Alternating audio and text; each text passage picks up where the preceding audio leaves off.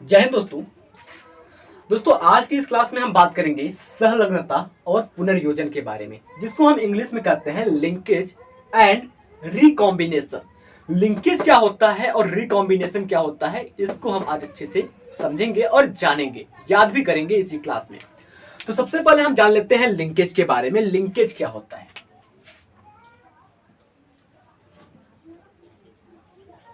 Linkage जिसे हम सहलग्नता कहते हैं।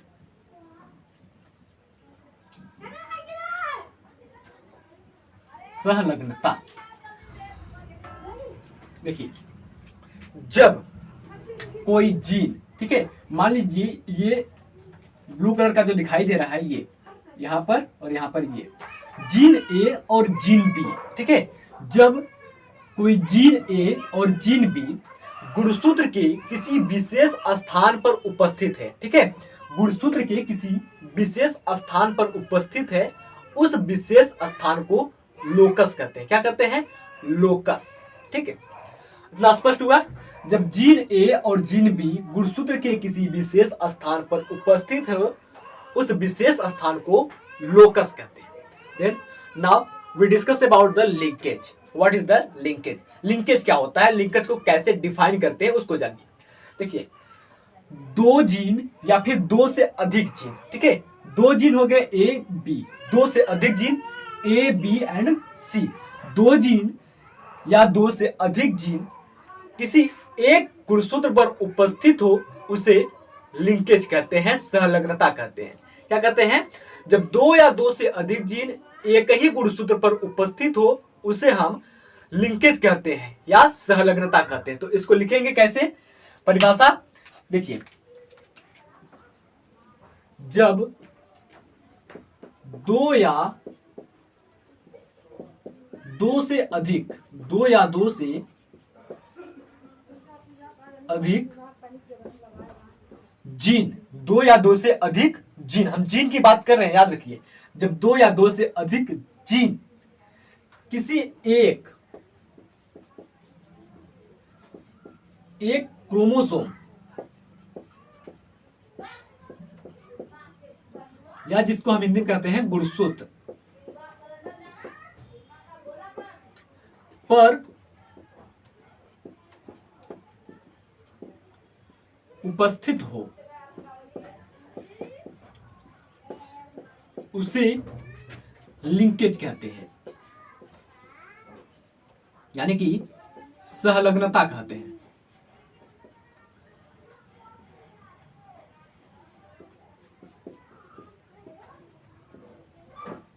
ठीक, जब दो या दो से अधिक जीन किसी एक क्रोमोसोम यानी कि गुणसूत्र पर उपस्थित हो, उसे लिंकेज या सहलग्नता कहते हैं। इतना क्लियर हो गया?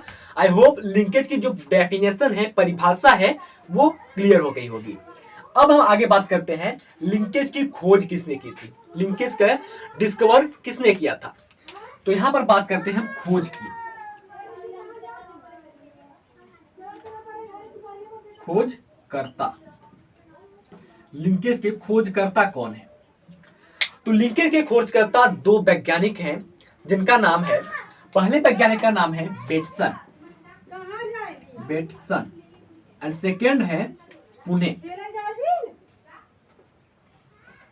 बेटसन और पुनेट नामक वैज्ञानिक ने लिंकेज की खोज की थी। बेटसन और पुनेट नामक वैज्ञानिक ने मिलकर के लिंकेज यानी कि सहलग्नता की खोज की थी।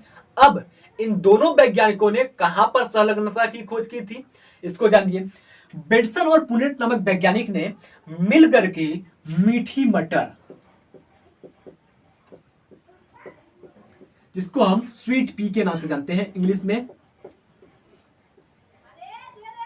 स्वीट पी के अंदर लिंकेज की खोज की थी।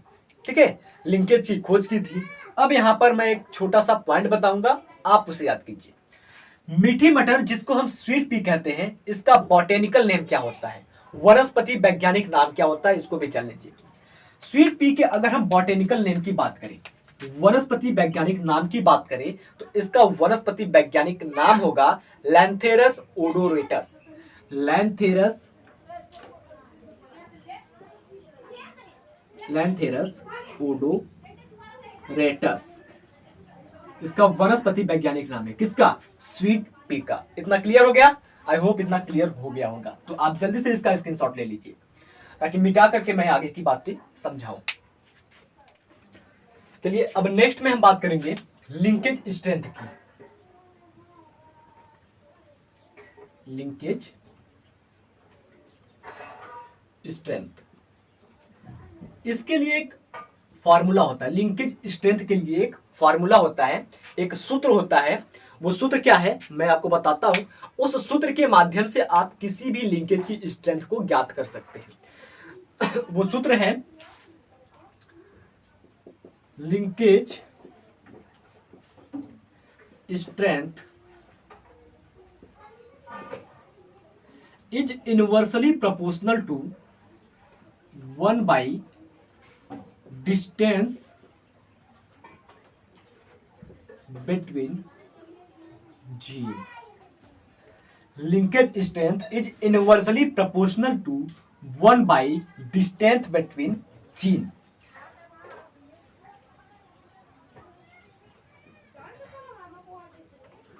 ये सूत्र है। अब इससे परिभाषा कैसे बनाएंगे? इससे परिभाषा बनेगा लिंकेज का स्ट्रेंथ निर्भर करता है दो जीनों के बीच की दूरी पर। ठीक है, दो जीन के बीच की दूरी पर निर्भर करता है लिंकेज का स्ट्रेंथ। इसकी परिभाषा हो गई। अब इस सूत्र के माध्यम से कैसे हम पता करेंगे कि इसका स्ट्रेंथ क्या होगा? जैसे कि इसी गुणसूत्र को मैं लेता हूं, इस एक गुणसूत्र को मैं यहां पर लेता हूं। ठीक, इसे बनाता हूं साफ से। ये हमारा एक गुणसूत्र है। अब इसमें जीन उपस्थित है ए, बी और सी। जीन ए, बी और यहां पर सी।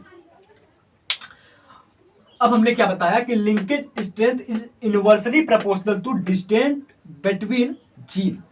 अगर दो जीन के बीच की जो दूरी है, दो जीन के बीच की दूरी है वो कम होगी। दो जीन के बीच की दूरी अगर कम होगी तब लिंकेज की जो स्ट्रेंथ होगी, लिंकेज स्ट्रेंथ बढ़ेगा। ठीक है, लिंकेज स्ट्रेंथ ज्यादा होगा। ठीक है, क्या बताया हमने? जब जीन ए जीन बी के बीच की दूरी कम होगी, जीन ए जीन बी के बीच की दूरी कम होगी तब लिंकेज स्ट्रेंथ ज्यादा होगा। और वहीं पर मैं यहां पर ले लूं फिर से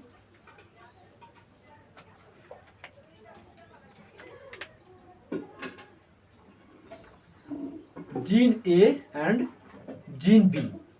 मैं वही चीज यहां पर भी बता सकता हूं जो यहां पर लिया हूं, बट आप कंफ्यूज ना हो इसके लिए मैंने यहां पर किया। जब दो जीन के बीच की दूरी, जीन ए और जीन बी के बीच की दूरी ज्यादा हो, जीन ए जीन बी के बीच की दूरी ज्यादा हो, तब जो लिंकेज स्ट्रेंथ होगा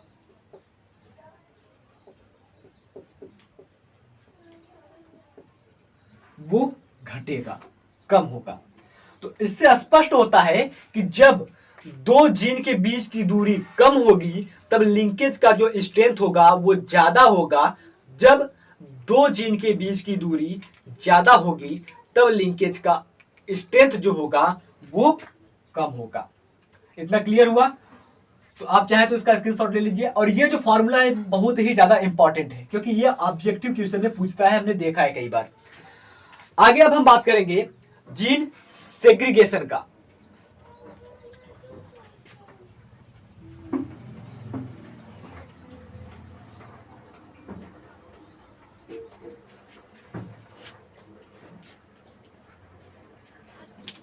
यहां पर लिखते हैं जीन सेग्रीगेट इंडिपेंडेंटली।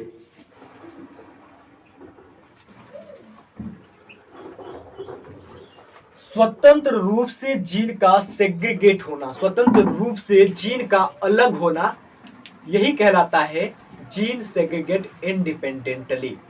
ठीक है, तो क्या ये जो जीन है वो स्वतंत्र रूप से अलग हो सकता है या नहीं हो सकता है, उसी के बारे में हम जानेंगे। यहां पर दो चीजें होंगी, दो पॉइंट होंगी, ठीक है, उसको आप समझ जाएंगे तो जीन सेग्रीगेट इंडिपेंडेंटली आसान हो जाएगा आपको समझना। पहली ये चीज होगी कि जब जब दो जीन जब दो जीन अलग अलग क्रोमोसोम पर अलग अलग क्रोमोसोम पर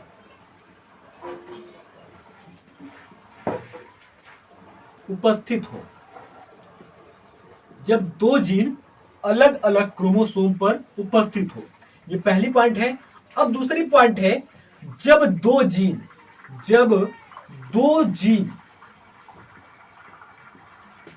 एक ही गुणसूत्र या क्रोमोसोम पर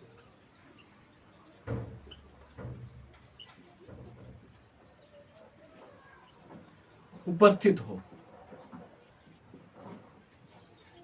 पहली पॉइंट ये है, पहली कंडीशन ये है कि जब दो जीन अलग अलग क्रोमोसोम पर उपस्थित हो, तब क्या उसमें जीन का सेग्रीगेशन इंडिपेंडेंटली होगा या नहीं होगा। दूसरी कंडीशन है, जब दो जीन एक ही गुणसूत्र पर या फिर एक ही क्रोमोसोम पर उपस्थित हो, तब उनके जीन का सेग्रीगेशन इंडिपेंडेंटली होगा या नहीं होगा। तो चलिए पहली कंडीशन को जानते हैं, पहली अवस्था को जानते हैं कि जब दो जीन अलग अलग क्रोमोसोम पर उपस्थित होंगे तो जीन का सेग्रीगेशन होगा या नहीं होगा। देखिए ये दो जीन है, एक जीन ए है और एक जीन बी है, जीन ए है और एक जीन बी है। अब इन दोनों के बीच में सेग्रीगेशन करना है, सेग्रीगेशन इंडिपेंडेंटली होगा या नहीं होगा। तो यहां पर समझेंगे, ठीक है, ये पेयर ऑफ जीन ए है और ये बी है। जब इसका हम सेग्रीगेशन करेंगे,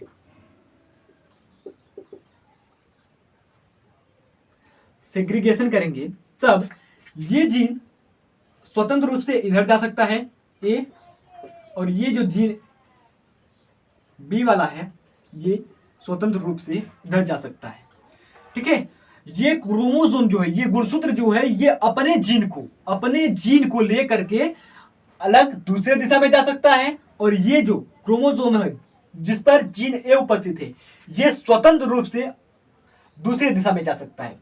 ठीक है, ना तो ये जीन ए वाला जीन बी को अपने साथ ले जा पाएगा, ना तो जीन बी वाला क्रोमोसोम जीन ए को अपने साथ ले जाएगा। तो इस प्रकार से ये जो सेग्रीगेशन होगा, जब दो जीन अलग अलग गुणसूत्र पर उपस्थित होंगे तो वहां पर जीन का सेग्रीगेशन इंडिपेंडेंटली होगा।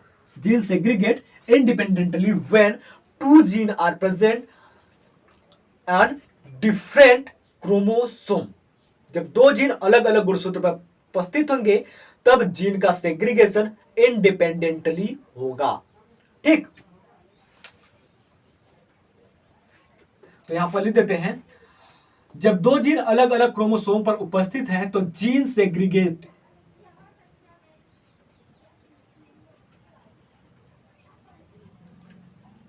इंडिपेंडेंटली होगा।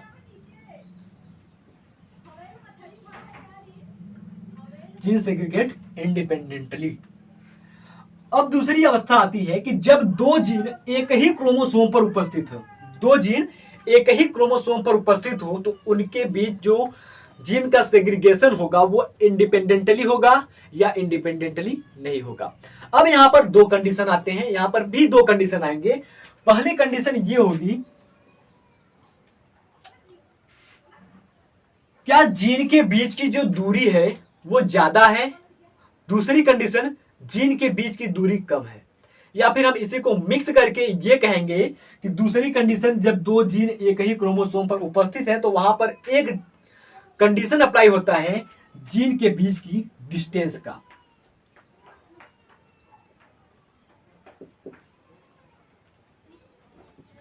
Distance between gene on a chromosome. Chromosome पर उपस्थित जीन के बीच की दूरी। अगर जीन के बीच की दूरी, जीन ए और जीन बी के बीच की दूरी ज्यादा है, जीन ए और जीन बी के बीच की दूरी ज्यादा है, तब ये जीन सेग्रीगेट होगा independently by the process of crossing over. By the process of crossing over. Crossing over क्या होता है? क्रॉसिंग ओवर के अंदर दो गुणसूत्र के आनुवांशिक पदार्थ आपस में एक्सचेंज होते हैं, अदला बदली होता है दो गुणसूत्र के आनुवांशिक पदार्थों का, ठीक है, दो नॉन सिस्टर क्रोमैटिड्स के बीच। उस प्रोसेस के द्वारा जब दो जीन एक ही गुणसूत्र पर उपस्थित होंगे और उनके बीच की दूरी ज्यादा होगी, तब वे इंडिपेंडेंटली सेग्रीगेट हो जाएंगे।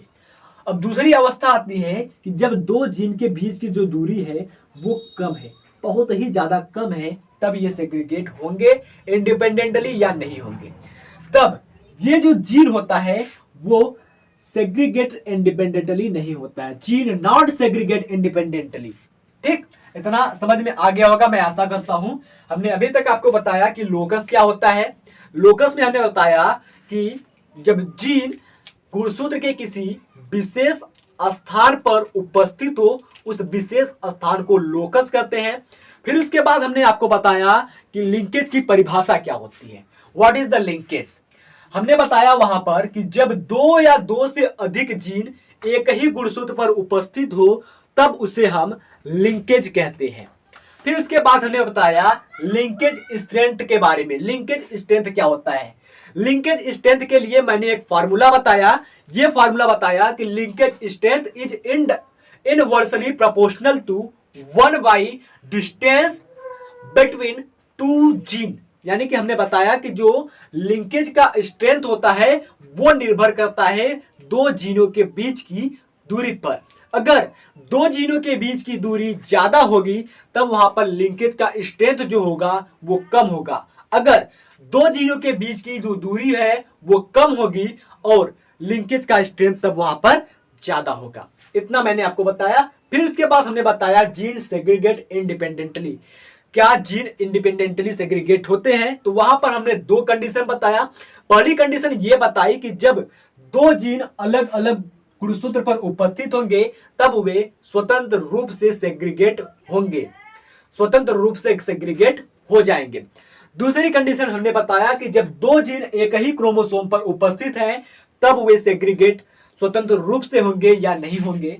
वहां पर हमने एक कंडीशन बताया कि हम देखेंगे वहां पर जीन के बीच की दूरी, distance between two gene on same chromosome. जब दो जीनों के बीच की जो दूरी होगी वो ज्यादा होगी तब वे जीन इंडिपेंडेंटली सेग्रीगेट होंगे by the process of crossing over. And second point में हमने बताया कि जब दो जीनों के बीच की दूरी कम होगी तब वे इंडिपेंडेंटली सेग्रीगेट नहीं होंगे। अब हम बात करते हैं लिंकेज ग्रुप की। लिंकेज ग्रुप क्या होता है, ये काफी ज्यादा इंपॉर्टेंट है। फिर उसके बाद हम बात करेंगे रिकॉम्बिनेशन की। रिकॉम्बिनेशन क्या है? चलिए, अब अगर हम लिंकेज ग्रुप की बात करें तो लिंकेज ग्रुप क्या होता है उसको जानिए। वंशागति के समय सभी जीन एक ही क्रोमोसोम यानी कि एक ही गुणसूत्र पर उपस्थित हो उसे लिंकेज ग्रुप कहते हैं। ठीक है, जब वंशागति हो रहा होता है, वंशागति की प्रक्रिया के समय जब सभी जीन, जितने भी जीन है, मान लीजिए ये जीन ए है, जीन बी और जीन सी, वंशागति के समय एक ही क्रोमोसोम पर उपस्थित है, तब उसे हम लिंकेज ग्रुप के नाम से जानते हैं। लिंकेज ग्रुप की एक और खास बात मैं आपको बताऊं कि the number of linkage group in an organism, ठीक है, in an organism is equal to haploid number of chromosome. Linkage group की जो संख्या होती है एक ऑर्गेनिज्म में वो बराबर होती है हैप्लॉइड क्रोमोसोम के नंबर की। तो यहां पर लिखेंगे लिंकेज ग्रुप की संख्या,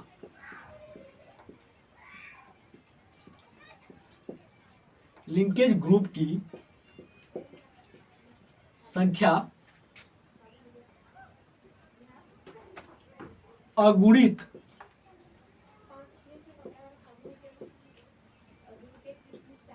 अगुणित गुणसूत्र के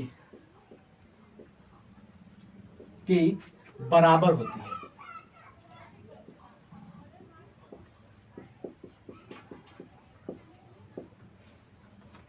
ना क्लियर हो गया कि हमने क्या बताया, लिंकेज ग्रुप की संख्या अगुणित गुणसूत्र के बराबर होती है। तो कैसे हम पता करेंगे कि लिंकेज ग्रुप की जो संख्या है वो अगुणित गुणसूत्र के बराबर होगी। तो चलिए हम एग्जांपल लेते हैं, उदाहरण लेते हैं, उदाहरण के माध्यम से समझते हैं कि ये जो डेफिनेशन है वो कहना क्या चाहता है। अगर हम बात करें मक्के के पौधे का, मेज प्लांट की, यहां पर लिखते हैं हम मेज प्लांट। मेज प्लांट में जो द्विगुणित गुणसूत्र की संख्या होती है, यानी कि टोटल जो गुणसूत्र की संख्या होती है वो होती है 20।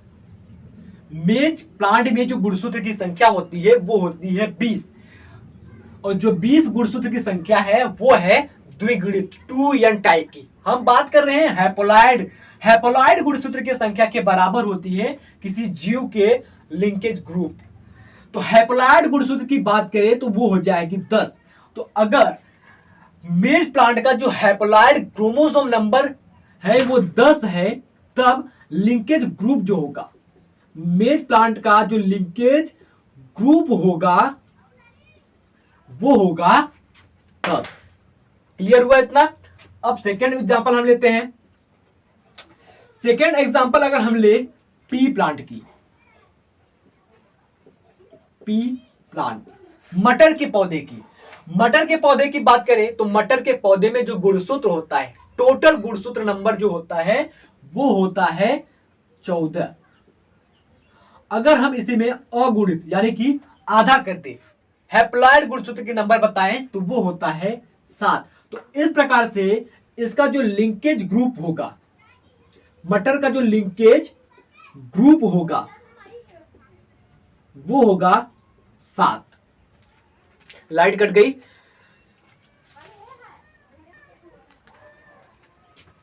देन अब हम सेकेंड बात करें, अगले उदाहरण की बात करें तो अगले उदाहरण में हम यहां पर देखते हैं, अगर हम ड्रोसोफिला की बात करते हैं, जिसको हम फल मक्खी, फ्रूट फ्लाई के नाम से जानते हैं।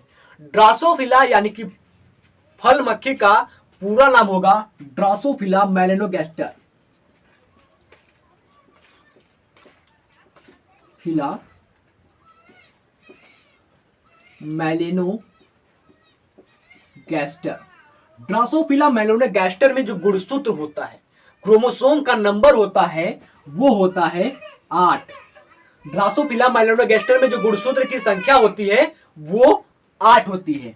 अगर इसके हैप्लॉइड नंबर की बात करें, हैप्लॉइड नंबर में ये 4 होगा। तो इस प्रकार से इसके जो लिंकेज का ग्रुप होगा वो होगा लिंकेज ग्रुप 4 होगा। ठीक। अब उदाहरण में हम अगले लें एक ह्यूमन की, ह्यूमन बीइंग के लिए यानी कि मानव के लिए, जिसको हम हेमोसेपियंस के नाम से जानते हैं। तो सिंपली हम यहां पर लिखते हैं ह्यूमन। ह्यूमन में जो गुणसूत्र की संख्या होती है वो होती है 46। Total number of chromosome in human beings is 46। 24 नहीं, 46। अब अगर हम हैप्लॉइड करें, अगुणित की बात करें तो यहां पर हो जाएगा 23। और इस ह्यूमन बीइंग की जो लिंकेज ग्रुप होगी, लिंकेज ग्रुप वो होगी 23। तो एक बार मैं फिर से इसको बताता हूं आपको। हमने क्या लिखा यहां पर कि the number of linkage group, linkage group की संख्या इन एन ऑर्गेनिज्म, एक ऑर्गेनिज्म में इज इक्वल, बराबर होता है to haploid number of chromosome, अगुणित गुणसूत्र की संख्या के। वही बात हमने यहां पर लिखी है, लिंकेज ग्रुप की संख्या अगुणित गुणसूत्र के बराबर होती है।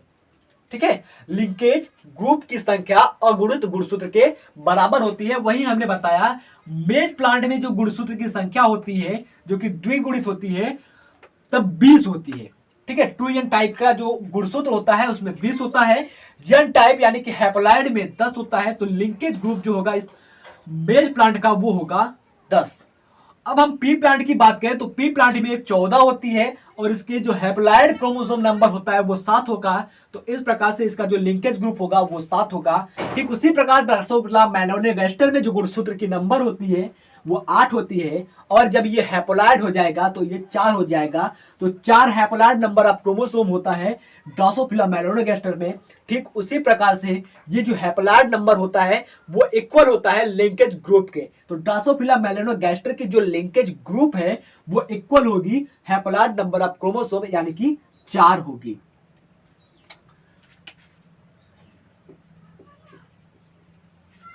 मैन में भी ठीक उसी प्रकार से मैन का जो गुणसूत्र नंबर है वो है 46 यानी कि 46।